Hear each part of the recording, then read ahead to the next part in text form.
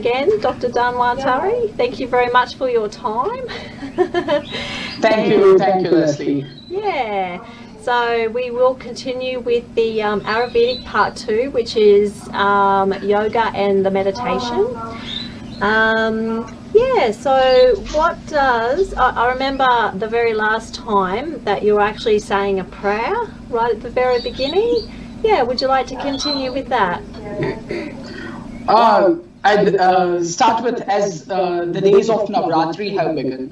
Navratri are a set of 9 days in India at present. It has a very religious importance. Many people do fastings, and especially in my part of India, we have a dance festival for 9 nights. Most probably you can see it on YouTube. You can type Navratri, Navratri, and you can see that dance form. And so as this is that Navratri part of a thing where we pray to goddesses especially. And so I'd like to start with the prayer with a different vibration thing which I found on the net. It has very strong vibrations on which Thai also does a lot of work. It would be Om Bhur Bhurvaswaha Tatsaviturvarenyam Bhargo Devasya Dhimahi Dhiyo Yo Nah Prachodaya. We just pray to Lord God, goddesses. Especially it is a Gayatri mantra, that is Lotus or Goddess Gayatri. We go to her, and this is a very strong healing mantra also in many diseases, and especially in mental tensions and all those stuffs. We ask patients to recite this. Moving forward with the yoga part, it's my pleasure to be here talking to you, Leslie, talking to Thai, talking to journeyman1.com. It's just amazing. And as we go for the word yoga at present in modern lifestyle, yoga plays a very important role. These days, they have also announced a World Yoga Day on the 21st of June. Yoga is gaining a lot of popularity all over the world. When we talk about yoga, what people basically understand or get from yoga is it is a form of exercise, or it is a sequence of physical workouts kind of a thing. But it is not just that. It has many parts, it has steps, it has basically 8 components, which was basically meant to be practiced along with the postures, physical postures, which are asanas. So it is just a single part out of the 8 parts or 8 components of yoga. First of all, I'd like to explain the word yoga. The word yoga is a Sanskrit word. Directly, if I have to tell you, then it means addition or adding something. It means yoga. But there are various definitions according to the etymology of the Sanskrit language. Yujiraha yoga, to unite or to combine or to integrate, is yoga. We unite the mind and the body and the soul. We can say that. We can combine the world and our soul and our living beings, human beings. Yujyate anena iti yoga. That which unites is yoga. That which unites us to our soul. What happens is, in this materialistic life, when we kind of try to beat off materialistic, what we have done is we have gone away from ourselves, from our souls, and that is where yoga may help. Yujyate anena iti yoga. That is the one that unites. Another definition of yoga states yoga karmasu kaushalam. That means yoga is the best in whatever karma you do or whatever work you do. So doing whatever you are doing the best way is also yoga. Another 2 definitions may state samatvam yogam uchyate. That means yoga is basically balance. This definition is really very important, as we always talk about balance between our work life, family life, or things like that. But what we forget is balancing between our mind and our body, our soul and our physical self. So, samatvam yogam uchyate. That is, samatvam yoga is balance, balance between everything in our lives. Yoga chitta vritti nirodha. This again is a very important definition. Along with the yoga samatvam uchyate, that is the yoga means balance. Yoga chitta vritti nirodha. That means yoga is that which seizes our feelings, our desires, the activities of our mind, because our mind has a lot of activities, you know. We may go here 1 second, and on the just very next second we may be somewhere else. We may be thinking about somewhere else. This may not give us stability to our lives, and that is where yoga chitta vritti nirodha plays important role. There are basically described few chitta vrittis, that are the activities of the mind, such as fantasy, sleep, memory, wrong interpretations, being judgmental. These are all the things of our minds which we usually do, and we don't realize that these are the wrong things which we are doing. And this is where yoga may help to control over all these senses and control over all these things.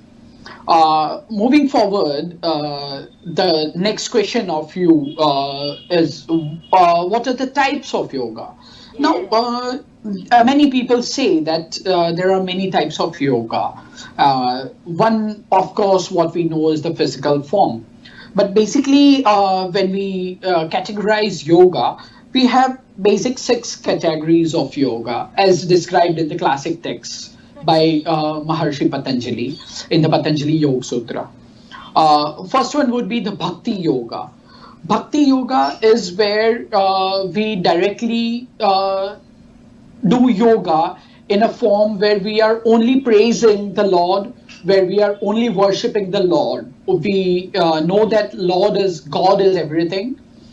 We are being controlled by a supreme being. So we just praise him, we just worship him, and we are completely into it, and we just don't think about anything else. That would be Bhakti Yoga. Another is Jnana Yoga. Jnana basically means knowledge. Knowledge of everything in this world. Knowledge that we are not the physical self what we look, but the knowledge that we are souls. We have a different life, we have different motives than attaining only the physical desires or the physical life or the materialistic life.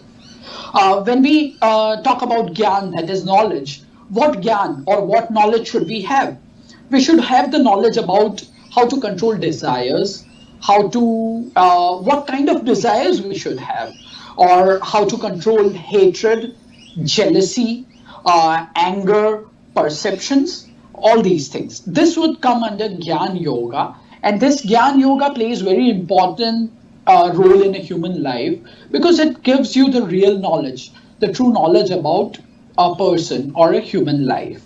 Yeah. The third one which we know is Karma Yoga. Karma Yoga is you get what you do, what your actions will be liable for whatever fruits you get. But as Bhagavad Gita says, Bhagavad Gita is a very holy text of not only, I would say, Hinduism, it is for the whole human mankind. And there it is said that we should do our karmas, that is, we should do our duties, irrespective of expecting the fruits of it. We must not be expecting fruits for, we should not do good to others only to get a return gift or a return fruit from that. So that is where Karma Yoga plays importance, that you should do your karmas and not worry about the fruits. The fourth type is the Mantra Yoga. The mantra which the Gayatri mantra which I sang at the start of our lecture today has been proved by many American scientists that they have worked on the vibrations, and they say that each and every vibration of this world comes in that mantra, and it has a lot of, a great amount, a tremendous amount of healing properties. It can give you mental stress-freeness, it can give you mental peace.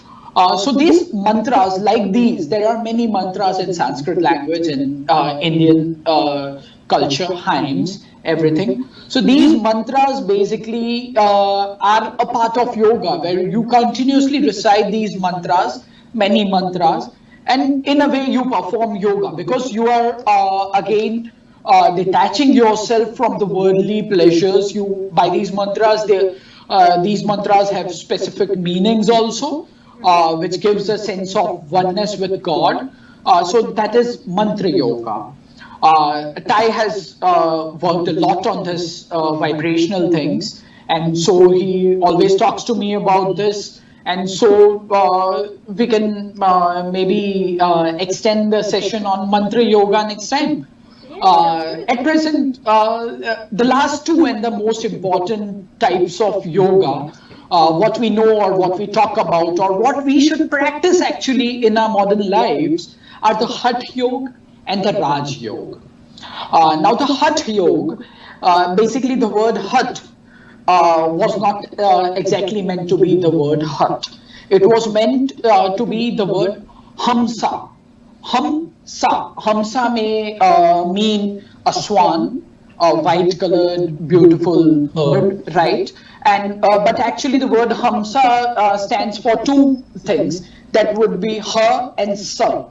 Her is the sun and Sa is the moon, because these two are the ruling properties or ruling entities of our breathing, actually what we call. From the right nostril we take the Her, and from the left nostril we can say it belongs to the moon.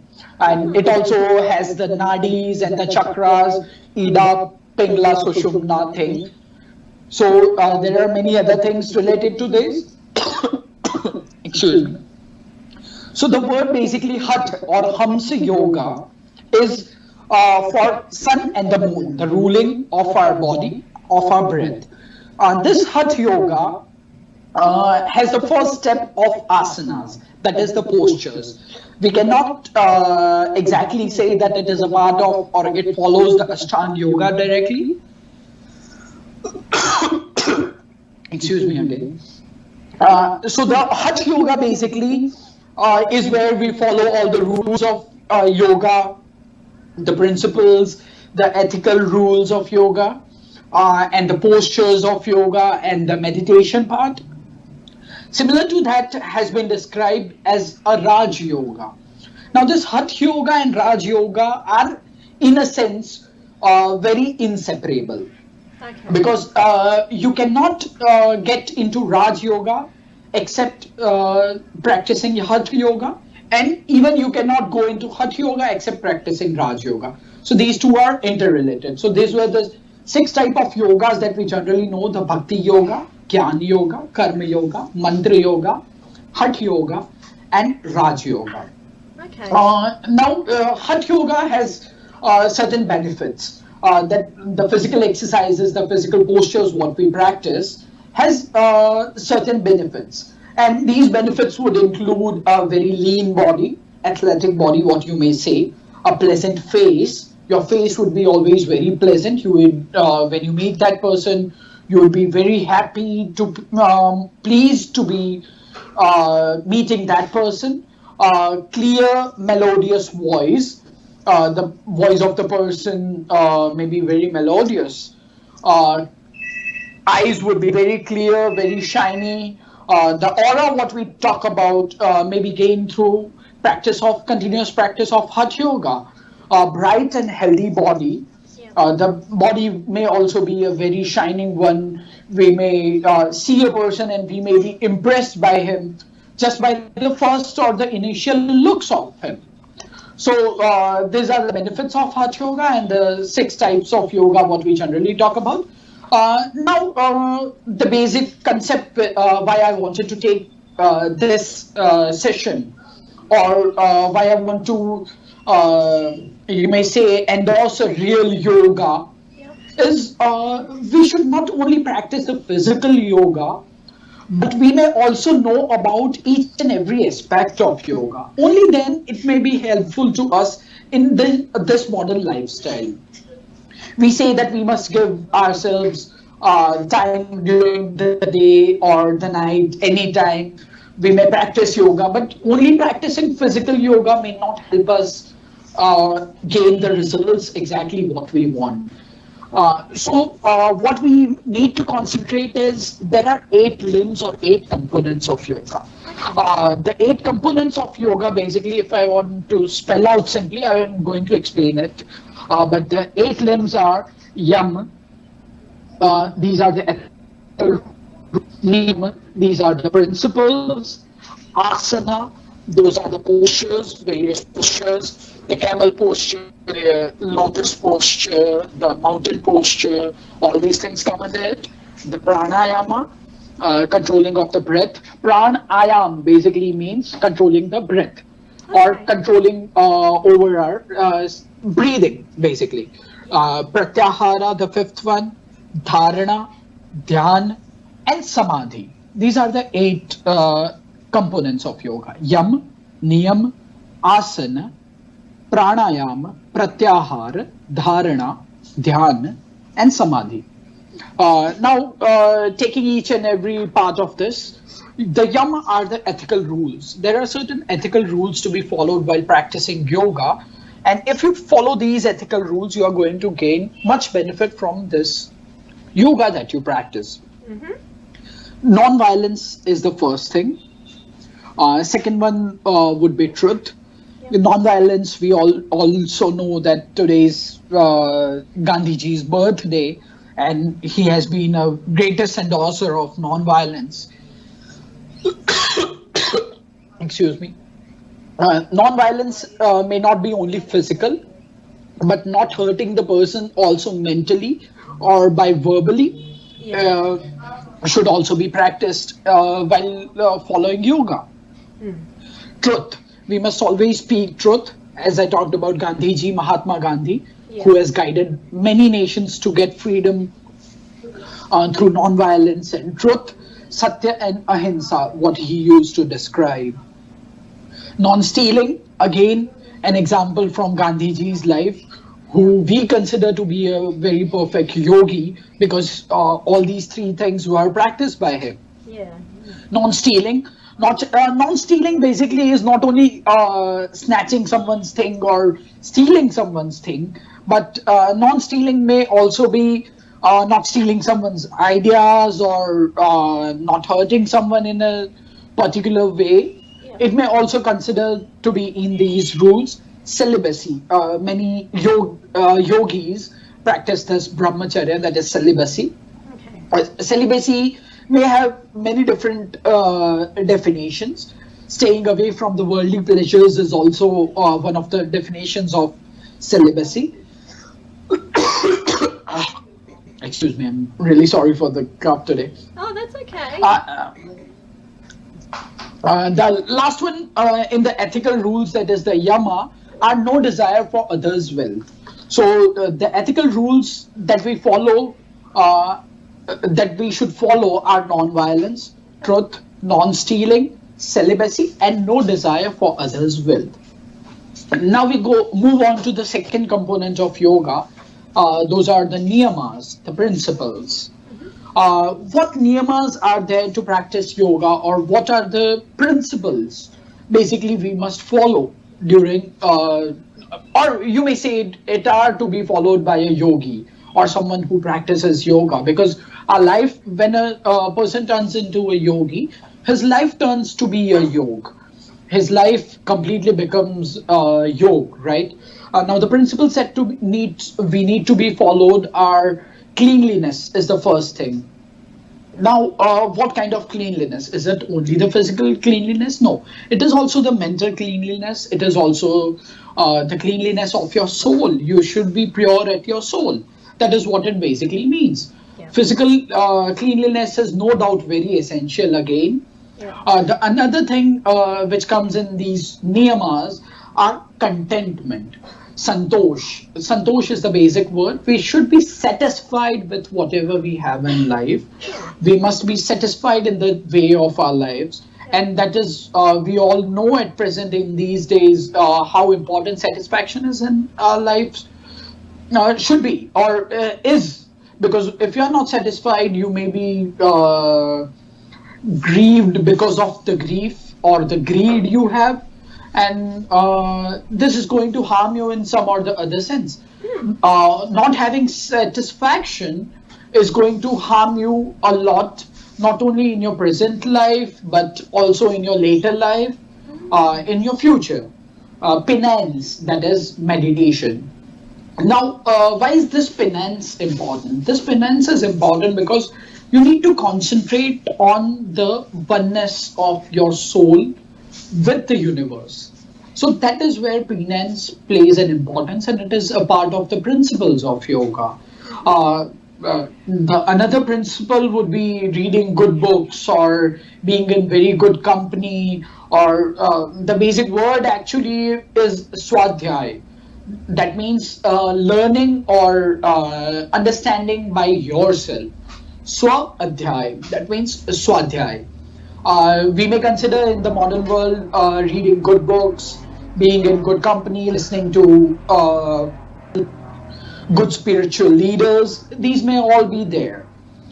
Praying to God is the last part of the Niyama. We must pray to God. That is all what we all know, because there has to be some supreme being above us. Just a sec, excuse me, I'll just have some.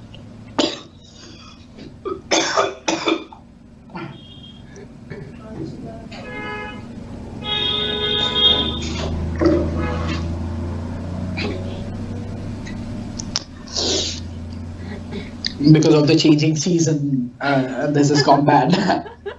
Oh, I've had a cold for about 4 weeks, so I've been coughing on and off for ages.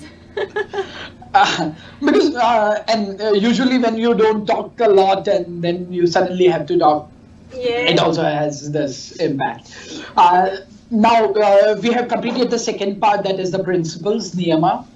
The first being Yama, ethical rules. Second being Niyama, principles, where we talked about cleanliness, contentment or satisfaction, penance, swadhyay or self-studying or reading good books, and the praying to the God, praying to Lord, the Supreme Being. Again, we move forward to the third component of yoga, which we all know, or which the whole world at present knows yoga as. It is the asana, the postures, the physical postures, sitting in a lotus posture or many other postures. What it has been said for these asanas is there are, as it has been guessed and it has been said in Upanishads and other things, that there can be 64 lakh forms of life on this planet. And thus there can be 64 lakh types of postures. There are many postures which we sit regularly. We may not know that it is a part of a yoga. Yogasana, that is the yoga posture. Like when we are standing tall, we raise our hands going to the Sun Lord, that is the Surya Namaskar or salutation to the Sun God. This single procedure itself has 12 types of different yogic postures, that is the yoga asanas. So similarly, there can be many types of yogic postures. We can again take this topic some other day, because it is a very extensive topic, and most of the people of the world know about this. Yes. Yeah. And what this basically gives you is spirituality and health. It gives you strength of the body, and it also gives you spirituality, because certain postures are said to be endorsing or stimulating your certain parts of the mind, which lead you to the path of spirituality. And it is also a very important part of yogic components. And here is where one more thing comes. As I said, this is the first step of Hatha Yoga. So when we talk about Hatha Yoga, this is the first step of Hatha Yoga, that is the Yoga Asanas. But when we talk about the Patanjali Yoga Sutras, the Ashtanga Yoga, this is the third step, that is Asana. The fourth step is the Pranayam. Now, we all know about breathing exercises. We all know about how important is it to control our breath. But we don't know that it is a part of yoga. It is not different from yoga, but it is a part of the Ashtang Yoga and the fourth and very important step of yoga. Because when we do the asanas, the certain yogic postures, at that time also we know that how important it is to control our breath. Because like when you have to stop your breath, you bow your head like this and you control your breath. There are many types of these things. And you might also have noticed that during practicing certain asanas, they tell you to breathe in during this procedure, breathe out during this procedure. So this all basically comes under pranayama also. And thus pranayama is also a very important part of yoga. There are basically 8 types of pranayama. If you are not practicing the yoga asanas or the yoga postures, there are 8 parts of pranayama, that is only the breathing exercises. Okay. Now these breathing exercises are 8 in number. That would be, it can be a lot in number, it can be innumerable basically or practically, but what we breathe in and out daily in our daily lives, each and every second, each and every millisecond, is also a type of pranayama. Basically it is a life pranayama, you may say. We are breathing. But what basically for the yogic postures it has been described are the 8 types of pranayama. If I have to name them, are the Surya Bhedan pranayama, Ujjayi pranayama, Sheetakari pranayama, Sheetali pranayama, Bhasrika pranayama, Brahmari pranayama, Murcha pranayama, and Plavini pranayama. You may not exactly understand the words, but I would try to explain. The Surya Bhedan pranayama basically means that you are dealing something with the Sun Lord, and that is where, as I told you at the start, that when you breathe with the right nostril, you are activating your sun part. That is, you are activating the fire within you. Okay. So what you do in this from the right nostril. So when you close your left nostril, breathe in with your right nostril, close your right nostril, breathe out from your left nostril. This is where you are activating the fire in your body, and this is the simplest form. This is the Surya Bhedan pranayama. So when someone is suffering from diabetes, say hypertension, say obesity, they may practice this and they may get much better results along with the medicines or along with the yogic asanas. This very simple basic thing of controlling the breath, because when you breathe in through the right nostril, you are activating the fire part, the sun part, and you are activating all your enzymatic activities also. This was the Surya Bhedan pranayama. The second pranayama is Ujjayi pranayama. The Ujjayi pranayama, you breathe in with the left and right nostril both at the same alternatively. You breathe with the right nostril, or leave it from the breathe out from the left, and then you take breathe in from the left nostril and breathe out from the right. That is what it is simple. There are many for this steps. The experts, what they do is basically they breathe in with the right nostril, then they have to stop this breath inside them for a few times. Actually, it should be double the amount they have taken the breath in and what they are exhaling. So these are things of the experts. So we may not go in, we just may know the basic things, because at the start when we practice this is more than enough. This is also going to give us much better results. Then as we move forward further in the yogic practices, we may advance in this. The third type is the Sheetakari pranayama. There are many places in the world which are very hot. As we talked about, because of the global warming, there are many places which are very hot. As we talked about, the weather there in Queensland has changed drastically, and sometimes it becomes very unbearably hot. Yes. We also talked about the ozone layer problems which are there in the whole world because of the pollution. So these places where, and also in conditions like fever, or when someone is feeling very warm in the body, sometimes they have hot flushes kind of thing. The next two types of pranayama may also help in these things.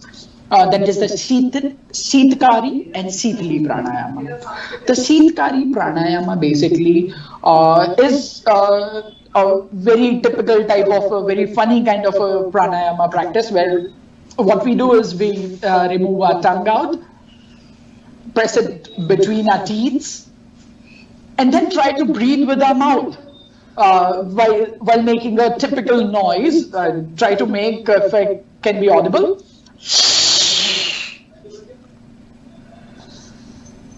and then breathing out.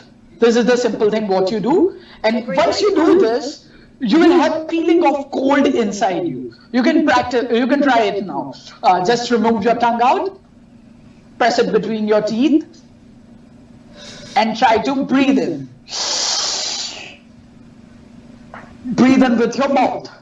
You'll have a certain flavor, like as you have just eaten a mint kind of a thing. It gives you that feeling, a very cold thing, right? Yeah. So this is with the flat tongue. This is the Sheetkari Pranayama. The next one is the Sheetli Pranayama. It again is very beneficial for places where hot flushes are there, fever is there, or when person is feeling very hot or in warm temperatures. Here what to do is you make your lips round in shape. You also mold your tongue in such a way. Here the teeth doesn't play that important role, but the tongue comes out with the lips in a round position.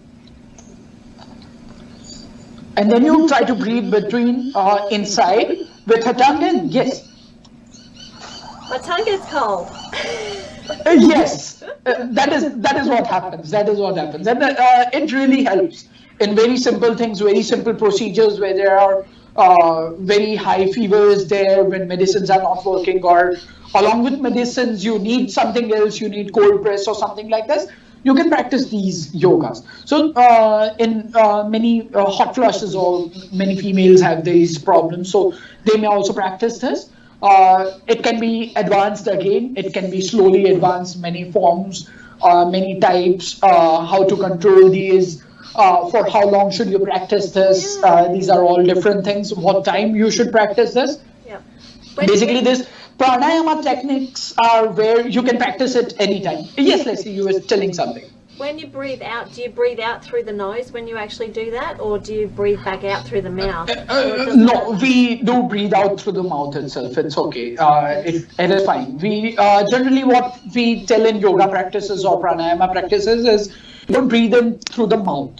We always breathe in through the nostrils, and we should never exhale through the nostril. It is also a thing that we don't exhale through the nostrils.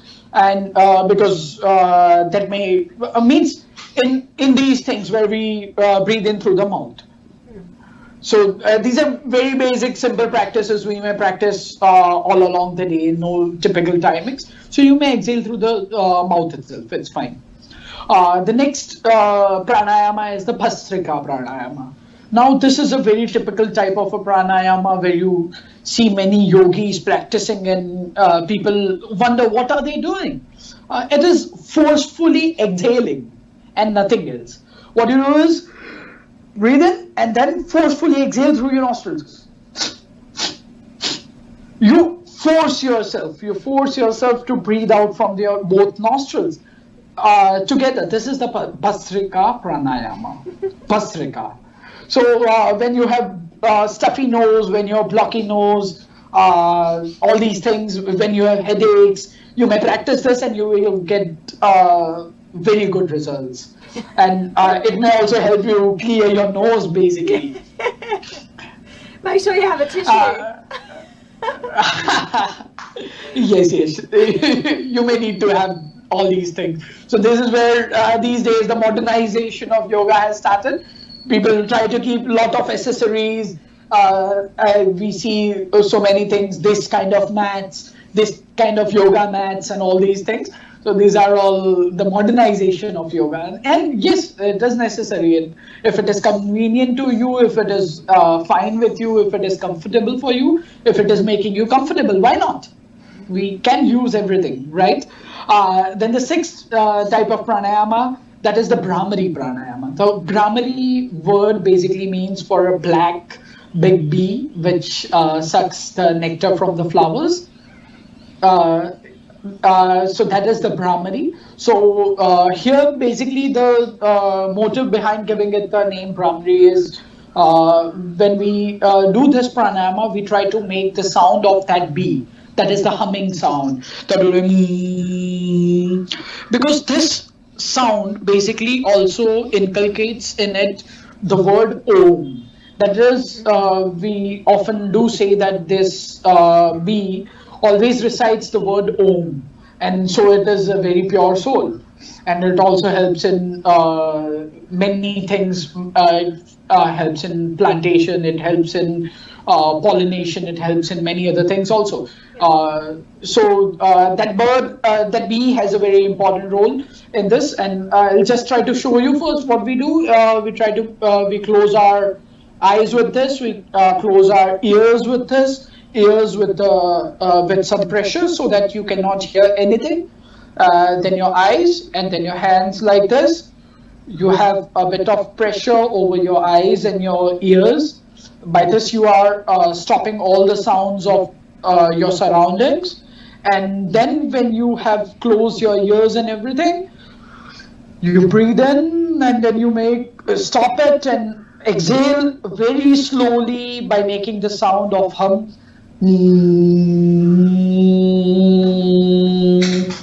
This is the Brahmari pranayama.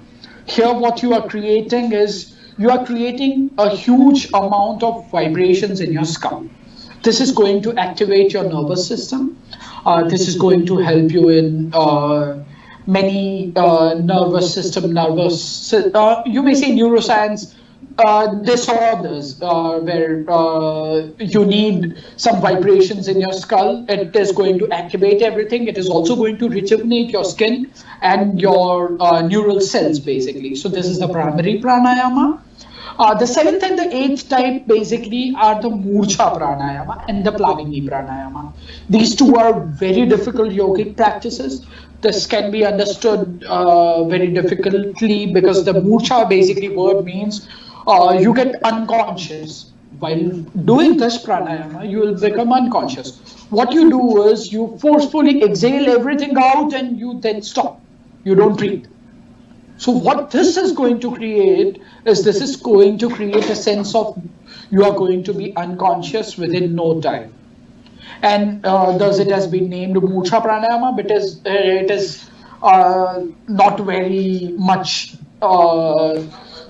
advisable for beginners of yoga practice. So this Murcha and Plavini again is a type of sense where you just become unconscious, go into a state of coma kind of a thing. So these are very different yogic practices, very difficult yogic practices, which we don't usually see people practicing because it can be practiced only by persons who are very deep into yogic practices. They are much away from the worldly life. So we may not even find one or two persons who may be practicing these yoga. But it is again a part of this pranayama, 8 pranayamas. Again, I would name them the Surya Bhedan pranayama, where we breathe through the right nostril. Second is Ujjayi, where we breathe alternatively. The Sitkari with the flat tongue. The Shitali with the round tongue and the round lips. The Bhasrika, where we forcefully exhale. The Brahmari, where we have this bee pose, exhaling slowly with reciting Om, giving vibrations to our skull. And the 7th and the 8th, that is the Murcha and the Plavini, which gives a sense of unconsciousness or going into a deep state of coma, or say a deep state of meditation where we don't need to breathe. Actually, these two are the pranayamas where we don't actually breathe. So this can be only practiced by someone who has a very good control on his breath. We have heard about people who say they can stop their breath for say 30 minutes, 35 minutes. It seems to be impractical or unbelievable for us. Even I may not endorse doing that, or being a medical practitioner, and I have not practiced, I have not experienced such a thing with some yogi, or I have not seen, so I may not exactly say, but it has been said. We may believe because it is a very old thing, and there were very good yogic practitioners all around the world, somewhere or the other way, or some or the other time. These were the basic 8 types of pranayama. Now this was the 4th step of yoga, basically. We started with Yama, that is the ethical rules. Niyama, those are the principles. Asana, the yogic postures. The 4th one was pranayama, the 8 steps of pranayama, which we talked about, the breathing exercises. The pratyahara is knowing yourself, knowing your soul. Pratyahara basically means when you practice this, when you're practicing yoga, what you do by pratyahara is you try to know your mind. You try to read your mind, you try to know your heart. Yeah. So that is where while doing this practices, yogas, asanas, you concentrate on yourself, what you feel, what you desire. Going into your mind is pratyahara. Then the next step is Dharna. That is the 6th step of yoga, where deep inside from your mind you try to remove the worldly pleasures, and by knowing your mind you try to attach with your soul. Then the next 2 parts, that is the last 2 parts of yoga, that is the Dhyana and the Samadhi. Now the Dhyana is where, now leaving your mind, leaving your soul, you try to know about, you concentrate on the Supreme Being, that is the Lord, and you try to go into meditation. This Dhyana is basically the meditation, what we talk about, what we try to practice, what we try to know. But we always forget that without concentrating on a single thing, we need to concentrate on the Supreme Being, the oneness of the universe. We need to concentrate on all these things. So again, these things would be very less practically be explainable, because up to pranayama it was okay. But when I go into dharana, dhyana, samadhi, these are the places where you need to have sanyam, that is huge, enormous amount of control on yourself, where you cease to do every physical activity. You are going not only to your mind, because your mind is again your part, going into your soul, and then going into the Supreme Being, that is the Lord or the God or the creator of this world. Or you may again say, if you there are many controversies in this, that some people may not believe in God. So what are they going to do? So that is where they need to understand that the whole universe is one, and you have to concentrate on that oneness. Yeah. And so this is where the dhyan comes. And the last part, that is the samadhi. Again, this is the, I would say, the importance of yoga, or the importance of 8 components. Everywhere you may see 8 parts, 8 pranayamas, 8 rules, 8 ethical principles, 8 ethical rules, principles, 8 benefits. This is the importance of yoga. This number 8 is very important in yoga. And as you move forward, it shows that you are advancing into your practices. And when you advance, it is very important for you to leave everything of this world and be one with the Lord. And that is where the samadhi part comes. It is again very controversial thing. Many people may say, how is that possible? Because in this samadhi, what happens is the yogi, leaving everything, also leaves his body. He goes into deep state of meditation, and he leaves, his soul leaves his body, and his body is there, and he is no more alive, according to what we may say as the medical science. And that is where the samadhi comes, and that is the 8th step, and it may lead you to liberation or moksha or nirvana, or there are many words where you leave your body. So this is, you may say, a state of happily leaving this worldly pleasures, happily leaving this physical being, happily leaving everything, and going to be one with the Lord God, where you seize your life. Many people say that the samadhi is reversible also. I don't exactly know about that. How can that be achieved? Because once your soul leaves your body, you may not want to come back to this physical life of suffering and many other things. The seventh step about Dhyan. So because this Samadhi is quite impractical for us people until we go up to that stage, so we may not talk a lot about this. But the seventh step, that is the Dhyan. This Dhyan also, again, as I told, can be of two types. It is Saguna Dhyan and a Nirguna Dhyan. That means one with properties and one without properties. Now, what is a Saguna Dhyan and what is a Nirguna Dhyan? As I told, when you concentrate on a typical thing while you meditate, like you are meditating and you are concentrating on your soul, let's say, or you are concentrating on a particular god, or let's say you are concentrating on your breath. That means you are concentrating on a particular thing, you are meditating on a particular thing, that is Sagun Dhyan. Dhyan means meditation, you may say meditation. It may not be exactly translatable to that, but it is meditation. So when you're concentrating on it, it is Saguna Dhyan, and when you are not concentrating on anything.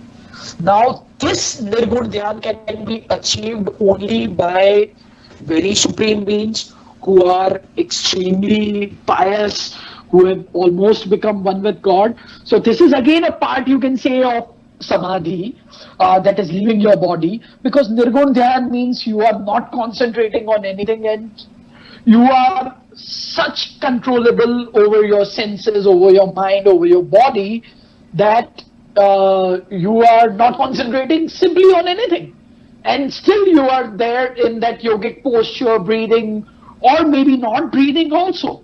So that is where Nirguna Dhyan is, where you are not concentrating on this. These things are practically, I may say, not very much explainable and becomes very difficult to explain certain times. And in this modern world, even I may not say that I have experienced these things, but these are said. And when you try to understand the soul, when you try to understand the universe, you have a feeling that yes, somewhere this may be possible, and this is possible, because there is something which governs us, which rules us, and these are the steps to achieve that supreme being and being one with the God, and understanding that what you are, and what you are is not the physical soul, what you are is not the physical body, but what you are is only a part of that one thing which has distributed itself into this complete universe. Very spiritual thing and very yogic thing. I'd like to end my introductory session to the yoga today. It was really nice. There are many other things also in yoga. There are many things like many things which you may be knowing, that is dhoti, basti, nauli, tratak, kapal bhati, all these things are there, where dhoti is purifying your body with water or with a cloth, basti is enema procedures, neti is again of two types, with jal neti, nauli is moving your abdomen. You might have seen many yogic persons moving their abdomen, churning like anything, and you may not believe that he's actually doing that. Tratak is concentrating on a particular candle or a lamp, and then Kapal Bhati, it is again a type of say Pranayama. So these are also the purificatory therapies of yoga. It are also known as the Shat Karma. There's the 6 karmas that you should do. So these are all the things basic. And why I try to endorse this is I want to let the world know that these are the 8 components. And when you practice, you have to know all these things. You have to know about Ashtang Yoga to practice any other type of yoga or even the asanas. And if you do that, you will observe that your results, whatever you are getting, you may get results. I don't say that if you practice only the asanas or the physical postures, you may not get good feeling or good results with your body or the mind. But what I mean to say is, when you practice all these 8 components of yoga, or when you even just know these 8 components of yoga, your results are going to be multiplied by thousands and thousands of times, and you are going to get much better results. And if you understand, because this is the real yoga, when you know something, you have to know what is the basic of it. And that was a motto of me taking this lecture, and really glad to be talking to you guys. It's so wonderful. Leslie has been such a wonderful host, and Ty for giving me such a good opportunity for spreading this yoga and Ayurveda. If you have more questions, any one of you, you can ask Leslie, you can ask Ty. They will be communicating with me on Ayurveda or yoga, or if you want me to conduct any more sessions on your demands, you can tell Leslie or Ty, and they can arrange this. And I'm always really glad to talk to you. It gives me a real happiness when I talk about these things, when I talk about, because it not only helps people gain knowledge, but it also helps me understand certain things in a very deep way. And even I do a lot of research on that, try concentrating more, try explaining how I can make it in a very natural way, or how I can explain in the modern concept or the modern context. And that is where our mutual understanding, mutual knowledge increases. And it's really wonderful, really wonderful. Namaste. Namaste. Thank you so much for your time today. It's been lovely. And yes, you'll definitely be back again. Yeah, for more sessions. Sure, Leslie. My pleasure, Leslie. Yeah. Thank you very much. You have a lovely afternoon. Bye.